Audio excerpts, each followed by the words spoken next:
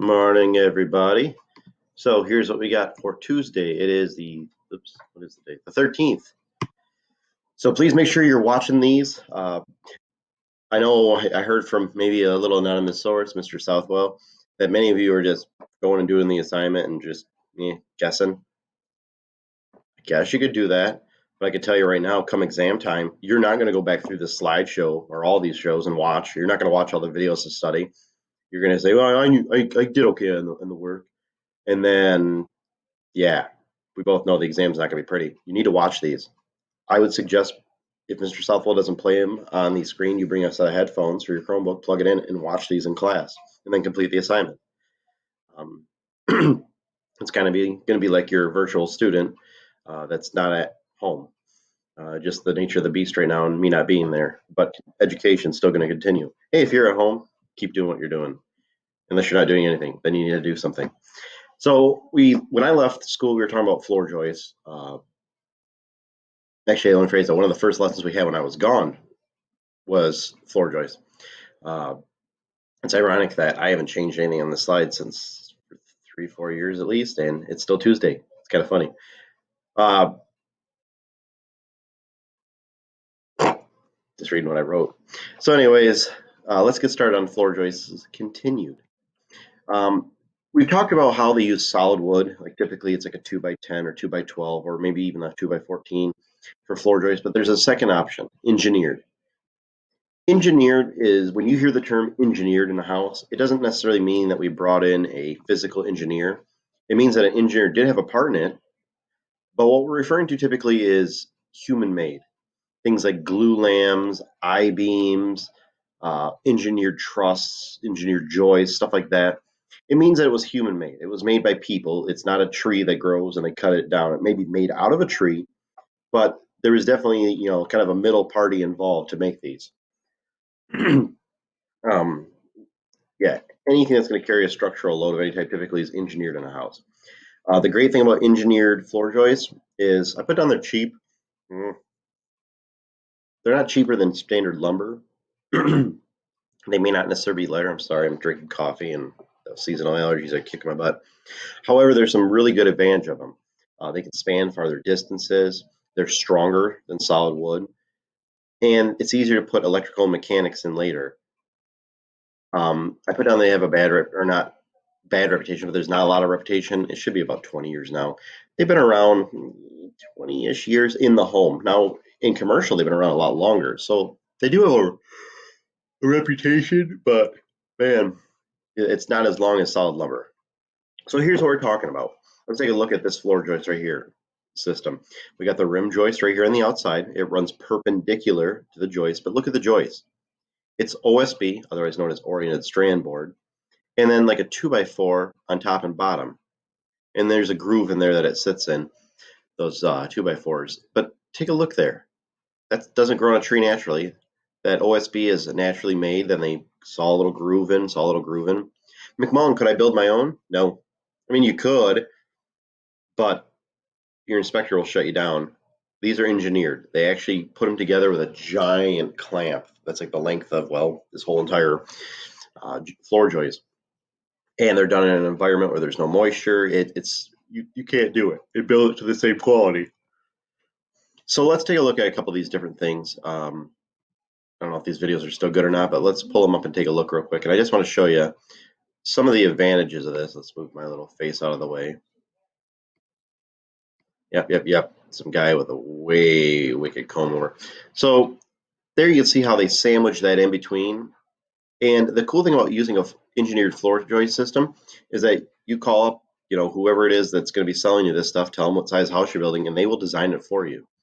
Uh, Everything's there. All the pieces are cut out. In fact, you can send them information and work with your mechanical contractor so that everything's already cut out to run ductwork through, and it just makes life a lot easier.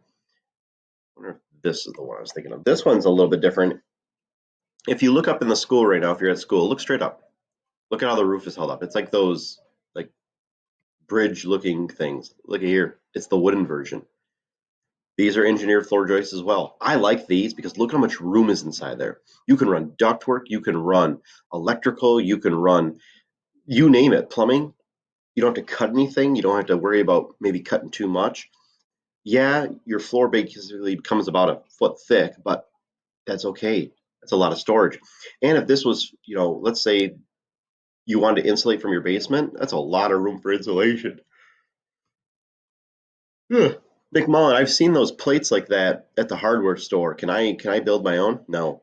When they put those plates on, believe it or not, there's a huge press that goes the entire length of those things, and again, it squeezes them all on with equal pressure. You can't just put those nailer plates on yourself and build your own. They do sell the nailer plates. I built some shed trusses with nailer plates, but they would never pass any type of code. And again, the keyword was shed. But yeah, so you got a thick floor, but man, it's extremely strong. I mean, look up above you. That steel roof is holding up how many pounds of snow in the winter, how many pounds of rain in summer. And I think there's ballast on the roof above you, so little rocks as well holding down the waterproofing membrane. We're not going to watch this one because it takes forever. Let's see what this one is. Oh, here's how they put them on. So we're on the first story looking into the second story, and they're putting in this floor joist system. Two people. One person hands up the one edge where the guy lines it up. Another person brings it over to a ledger board and it sits on there. They'll put a couple toenails in and move on to the next one. Notice there's no rim joist in place yet. But man, that is an extremely, see how they just toenail it in? That is an extremely strong flooring system right there. Let's see what this one is. I don't remember what this one is. Well, I guess we won't ever remember what it is. The video is not available. So we talked about, that they just toenail them in. Here's some different options. You don't have to write all these down. Just I want you to know how we actually connect the girder. They basically float for the most part. They do toenail them in a little bit, but let's take a look on that girder, how you can actually have your floor joist sit. So, this big piece on the bottom of all these drawings are actual girders. This is probably the most common right here, where you just set the floor joist, they scissor on each other, drive a couple nails in, toenail a couple nails into the girder, and away you go. This system and this system is not as common because it's more labor intensive. Now I got to cut notches out. Now I got to put a ledger board in, more material, but they are still there. Tie straps came about in the 80s where you put these metal straps in. This is currently holding up my foundation downstairs in the addition. Are they strong? Yes, they're incredibly strong. Every one of those holes you see in that strap has a nail in it.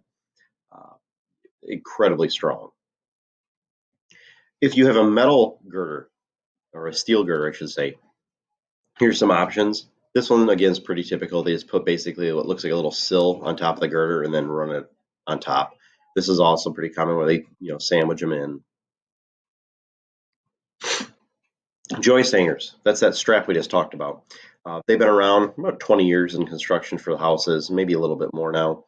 Uh, Again, it's a metal strap. It's extremely strong. It's engineered. Uh, Make sure you use the right ones. They have ones that are made for inside and then ones made for outside.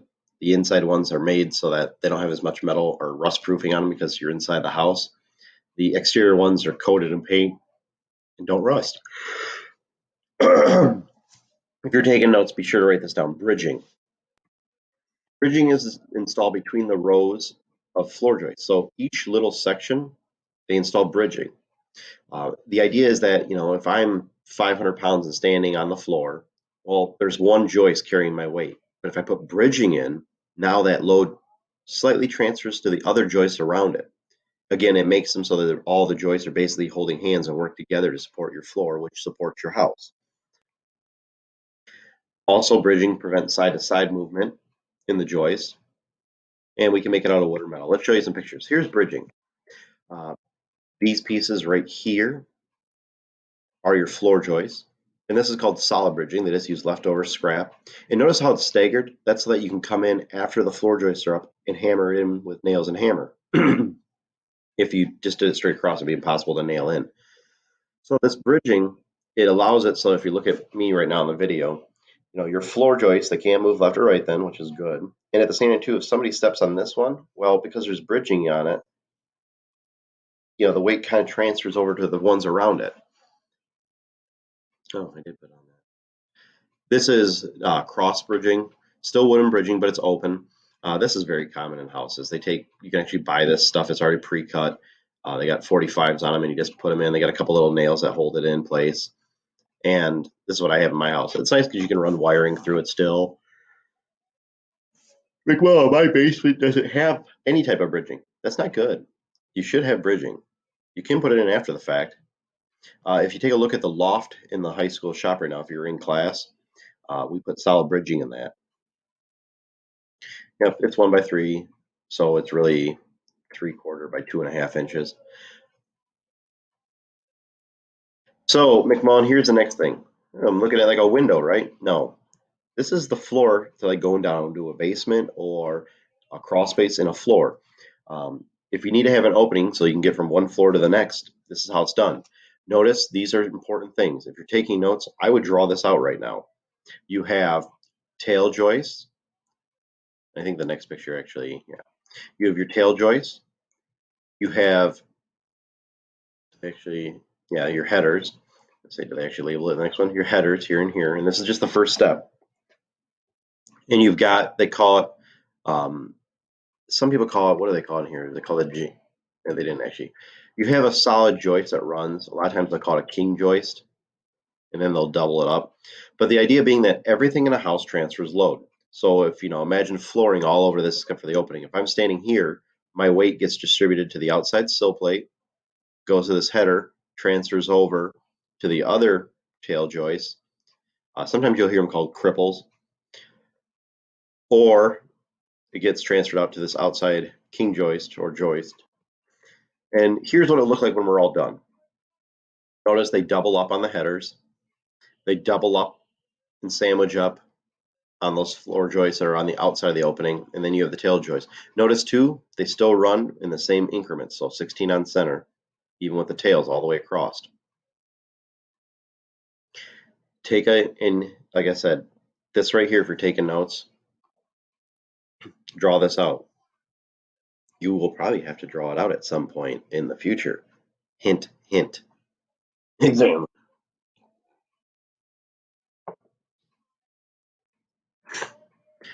Insulating the floor joists. If you got to insulate between, first, second story, or floor joists, and the other thing too is that rim joist and the outside perimeter all the way around your foundation wall, you should be insulating. So this stuff's hypnotizing. This is a vegetable-based stuff, but this gives you a good idea what spray foam does. And this is what I looked like when I did my own. You got to wear a suit. You got to wear a respirator because if you breathe this stuff in, it goes in your lungs and then expands like that. And I don't know about you, but you'd be like, oh, this is in the bed. And then you're dead. So this person here is wearing actually outside air. That's how you can see how the air goes around to a unit in the back side of them. And it's two chemicals that actually mix at the gun. They don't actually mix. And here's some British guy with funky glasses. Graham Kirkland. It's foam. And it's light. And if you touch it, it feels like foam. And I'm making a lot of money. But I can't wear my polo shirt right. But anyways, if you're going to insulate, yes, this is probably one of your most expensive options. But man, this stuff is awesome because it seals every little air void. And for those rim joists and your outside long joists on your house, I mean, you're going to get wind penetration in there. And I was told by an old timer, and I think it's true, if you see spider webs, that means there's air movement coming through in your house because spiders will only build a nest in windy areas or areas of the breeze because they know that insects will be drawn in or flown in or whatever it is or blown into their net or webs. So look in your basement. You get a lot of cobwebs around the windows and so forth. Oh, yeah, hypoallergenic allergy. But yeah, the stuff is cool because it mixes right at the gun. If it mixed anywhere else, it would just expand. And then they'll come back with a knife afterwards. I don't know if they showed or not. And they'll actually trim it back. I think this next video that I have shows them trimming it back. Yep. Here's this person. This is basically what I had. I had they call it a froth pack. You can buy it at Menards. It's like $200 for like 2 propane tanks of this stuff. No, it's not like flammable propane, but it looks like this. And again, you put it on and it expands out. And I did it so that it didn't expand too much because I didn't want to have to go back and trim it. Let's see here. But look at, here we go, right there. They're in or rim joists right there. Here's some floor joists. And they're sealing the outside right there because that needs to be insulated at minimum. And then they're sealing the bottom too, which is pretty impressive. I know a lot of people building pole barns right now are having them spray a couple inches of spray foam. It's great R value and it seals. That's the biggest thing is it seals, so you don't get that wind penetration into a house. You know, those windy, cold days. Let's see if they got a picture all around your ductwork.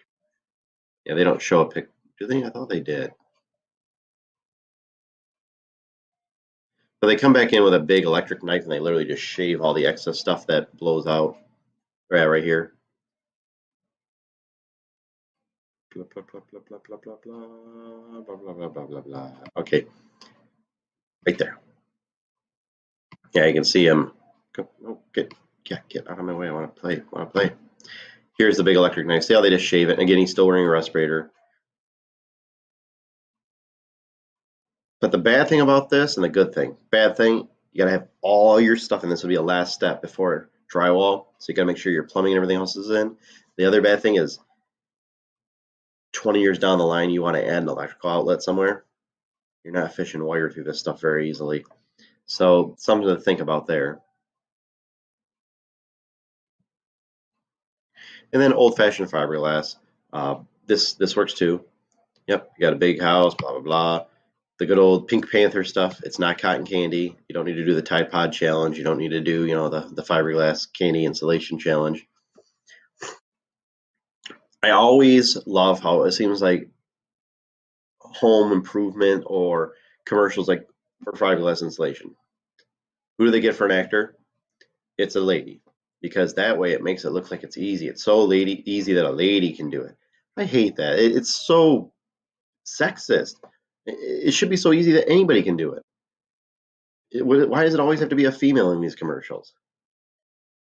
When we bought this house that I'm living in right now, which is the only house I've ever lived in, but besides my childhood house, uh, there was zero insulation in the attic, and it was my wife and I on a weekend putting in insulation. We bought it's called loose fill. You open up the bag and it just little pieces of fiberglass insulation go everywhere, and you use a rake or a garden hoe and kind of move it around until you get the achieved thickness that you want. She brought bag by bag up to me in the attic. I wore a respirator and glasses and long sleeves just like this person because this stuff is itchy. If you do get it on you and you start getting real itchy, cold water. Also, notice how she expands the insulation. Everybody thinks you need to pack it in. It's actually bad. You want air trapped in there. That's how that stuff works. So something to think about. As far as cost, this is probably going to be the cheapest. I use this upstairs in my house in the walls on the new addition, except for like around ductwork and windows. I use some of that spray foam. So I did a combination. Yeah, get this one. So that picture right there, I always laugh right there. Excuse me. R20 is the Michigan code for walls. You have to have R20. They don't make R20. They make R19. I asked the building inspector about that. I said, "Hey, I can only find R19." Yeah, that's what you use. I said, "But Michigan code is R20." Yeah, it is, but you can't find R20 anywhere. They don't actually make it. I'm like, so then why didn't they write the code to say R19? Like, hello. I know that my building inspector obviously didn't write the code, but sometimes whatever it may be, it's like, come on. Okay, here's what you're gonna do. I'm gonna make this into a Google form for you. You'll have it on classwork. You're gonna define the following terms. Then on the back side of the form, where'd my picture go?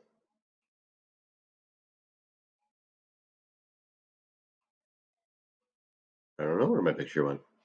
And then on the back side of the form, and then don't worry about this part. I just want the terms.